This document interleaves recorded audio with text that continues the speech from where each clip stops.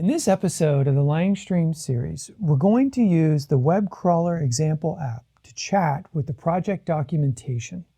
It's a great introduction to the project because there are some complexities that we're going to have to work through, but overall, it hits on all the latest AI trends.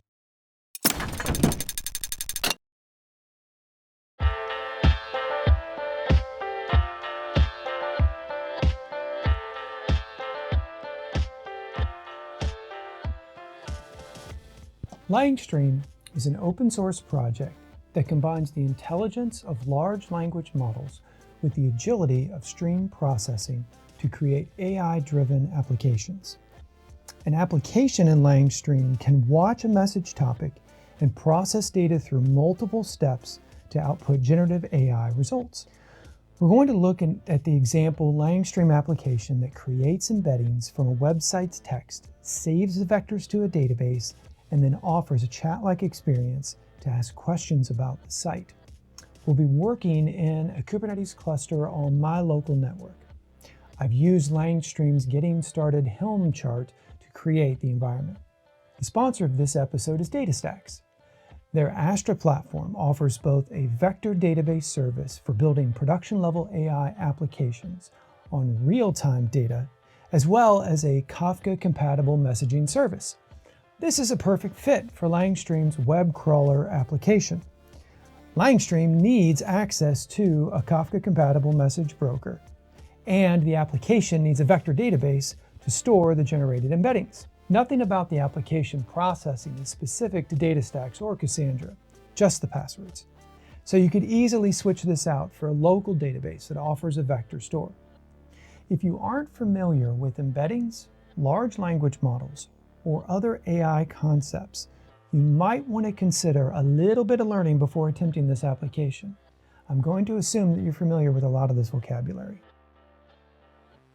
To get started, I've cloned the LangStream project version 0.0.21. That's the latest version as of this recording. I'm copying the Webcrawler example into a new folder that I will develop from there. Let's start with the application's instance manifest. I copied the astra.yaml from the instances folder. I'm going to rename the file from astra.yaml to instance.development.yaml. This sets me up for promoting the application in the future to higher environments like staging and production, where infrastructure could be a little different. I also removed the Astra naming as I want things to be agnostic to infrastructure providers. We are going to be using DataStax Astra Streaming as the Kafka provider, so I'll need to add in a few more authentication parameters. All of these parameters are provided in the DataStax portal when you enable Kafka on your tenant. We'll let the compute side of LangStream instance default to Kubernetes. That means LangStream will use Kubernetes constructs to run the final composite agents. Now let's look at the secrets manifest. LangStream uses its values throughout the pipelines for interacting with third-party services and systems. First, I'll rename secrets.yaml to secrets.development.yaml. Similar to the instance manifest, the value of secrets will change in different environments. For this application, we will need access to a Kafka cluster, an OpenAI provider, and a vector database. Astra is going to provide the Kafka and vector side of things, while Azure will be our OpenAI GPT source. I create a new token in Astra with quite a bit of permission, as well as a new database named Webcrawler Example and a key space named Documents. The agent will create a new key space, so this one is just unused. While the database is being created, I'll fill the secrets values. Once the database was ready, I retrieved the secure bundle, ran a very handy base64 command on that zip, and added the result as a secret. For Azure, it was much of the same, where I went to the OpenAI area of my account, retrieved the URL, access key, and model name that I had access to. Now let's look at the gateways in the configuration manifest. These are specific to the application and not the environment, so they're located inside the application folder. The Gateways Manifest is where you can declaratively create producers and consumers of a messaging topic. It's a great resource for debugging as well as interacting with the pipeline. There are three gateways declared. First, a produce gateway called user input. Next is the bot output, which is a consume type. This creates a Kafka consumer watching the output topic for LLM completions. Third is the LLM debug gateway. This is a consume type and can be used for debugging prompts. Note the additional session ID parameter for both the user input and bot output gateways. This is an additional feature of LangStream. We will use this to ensure our chat with the LLM is unique to us, as opposed to looking at other chat messages from all the messages using that gateway. The configuration manifest declares two resources. First, the configurations for type OpenAI configuration. This is used for interacting with the OpenAI Azure API. The second is the data source type. This is used for interacting with a given data source. In this case, we're using AstraDB. I'm going to replace the configuration of the data source with pointers to the secrets I've previously saved. Notice how each resource has pointers back to the secrets. This is how the application can handle moving to different environments with very little change. Also, this creates a clean separation of roles for those teams that don't normally have access to passwords but need access to the service.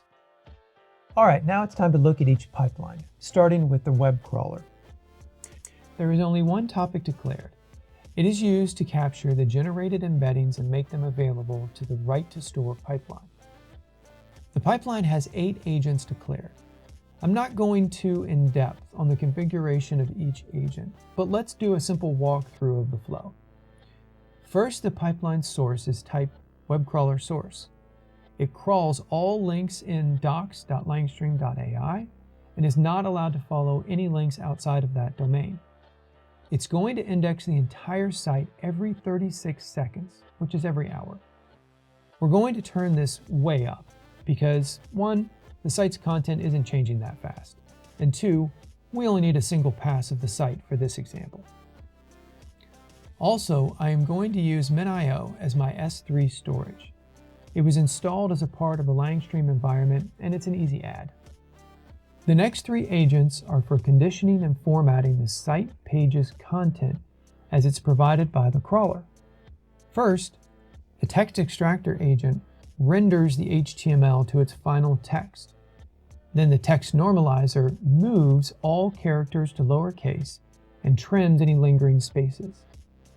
The language detector enforces a rule of the pipeline that only English text is allowed. Notice the detector also sets a language property to mark what the discovered language was. The text splitter agent takes the website page's rendered text and breaks it into chunks. There are 2 very important values in this agent, the chunk size and the chunk overlap. How a document is split will influence the shape of its embeddings, which will directly influence the response from the LLM. The right values are specific to your use, and I highly recommend experimenting with both the chunk size and the chunk overlap. To this point, each agent has been working with text from a web page. That's unstructured data. The document to JSON agent converts the text into a JSON structure in preparation for the next agent. The text is given a label of text, and app properties are brought in as key value pairs. Now that the data is in a structured format, some additional work can be done on it using the compute agent. These values are mainly to ensure previous properties and metadata are kept in place for future processing. Finally, the compute AI embeddings agent is run. This is the purpose of the pipeline, which takes the value from the text label and submits it to the Azure OpenAI API for embedding. The return from that API is added as a key value pair labeled embeddings_vector, and the whole data record is then output to the chunks topic. I've deployed just this pipeline previously. There are a few places we can visit to validate that this pipeline is healthy and processing data correctly. First, let's look at the pod logs and scan for errors. The LangStream CLI has a command to watch logs, but during development, I prefer to see things in a little bit more colorful way. We navigate through the tenant namespace to the pods and locate the crawler's pod, then to the logs tab. Scanning the logs, I don't see anything marked as error or any exception stacks. Notice the crawler is running. It's grabbing all of the pages from the doc site and parsing them one by one. The result of this first run will be quite a few messages on that output topic, name, chunks topic, topic. Let's go to the Astra portal and see what is included in the final record. I navigate to the tenant, then the namespace, and locate the chunks topic, topic. In the overview, I can see that data in has a few messages. That's a good sign. Data out is 0 because I haven't deployed the pipeline that will consume the topic's messages. Looks like there are about 74 pages in LangStream documentation. I navigate to the Try Me tab in Astra and set the correct values to read the messages from that topic. We can see that there's quite a bit of data on output containing the generated vectors as well as other metadata. The next pipeline is a much shorter one. The Write-to-astra pipeline has one agent, but it expects a table to exist in its data source, and that table must match a certain criteria. The pipeline has an assets area that takes an existing data source as configuration, as well as the CQL to create a new table within the data source. Given that this data source is Cassandra, a database as well as a key space need to be created ahead of running this. The vector DB sync agent takes the message from the chunks topic as input. Because the data in the message is structured as JSON, a mapping is done to match message data to a database table column. Each message is written as a row in the table. With this pipeline deployed, I'll quickly make sure that the pods are healthy. Now that everything is running, let's look at the result. The messages in the chunks topic should be rows in the documents table. Let's go to the Astra portal, locate the database, choose the CQL console tab, and once the terminal has loaded, I'll use the documents key space and select star from the documents table. The result is multiple rows of the embedding vectors along with other metadata. This is proof that our pipeline is working. Finally, it all comes together in the Chatbot pipeline. This pipeline declares 3 topics that are used to read questions from the user, write answers from the LLM, and log interesting information. There are 5 agents declared. First, the document to JSON takes in the unstructured text of a user's question and applies a JSON structure. Then, the Compute AI embeddings agent takes that question text and creates an embedding out of it using the same model that was used in the crawler. Then, using the Astra Vector Database feature, it submits a CQL query that uses the nearest neighbor vectors and the user's embedding vectors to find the web page text that best fits. With that web page text, it crafts a prompt in the AI chat completions agent that is submitted to the Azure OpenAI API for completion. Notice the distinction in roles in the prompt messages. One is the role of system, which is given the context of the website. The other is user, which is given the user's question text. When the LLM responds with a completion, 2 threads are run asynchronously. The entire LLM response is put on the answers topic, and the completion provided by the LLM is provided to the drop fields agent, which removes unwanted information before outputting to the log topic. These actions are done in parallel in an attempt to get the completed data to the user as fast as possible. LangStream calls this streaming completions. With this third pipeline deployed, let's use LangStream's CLI chat feature to submit a question and watch for completion. I'm using the gateway chat command in LangStream's CLI. The parameters are the gateway IDs for the consumer and produce topics. With the chat session open, I'll send a question about the docs that I know can be answered. Let's look at the response to see if my question was answered correctly. If we go to the docs, we can see that yes, the LLM's answer reflected the current state of documentation. Great! I could also ask more difficult questions, specific about the project that documentation might not cover so well. This could act as sort of a unit test for the project's docs. If the LLM can't answer the question well, I know more information is needed in documentation. Any website, public or private, can be used to create an example chatbot. With the website embeddings created, there are a lot of possibilities of what can be done. The prompt that is provided in this example is just the start.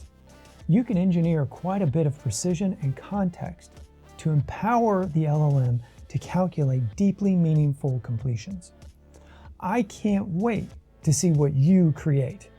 Please share your ideas and feedback in the comments of the video. Please contact me directly with any questions or thoughts through the channel. Get started with LangStream today by visiting langstream.ai. I'll put a link in the video description. Thank you to DataStax for sponsoring this video and giving me the opportunity to use their platform. You can create a free account at astra.datastax.com. I'll put that link in the description as well. Thank you.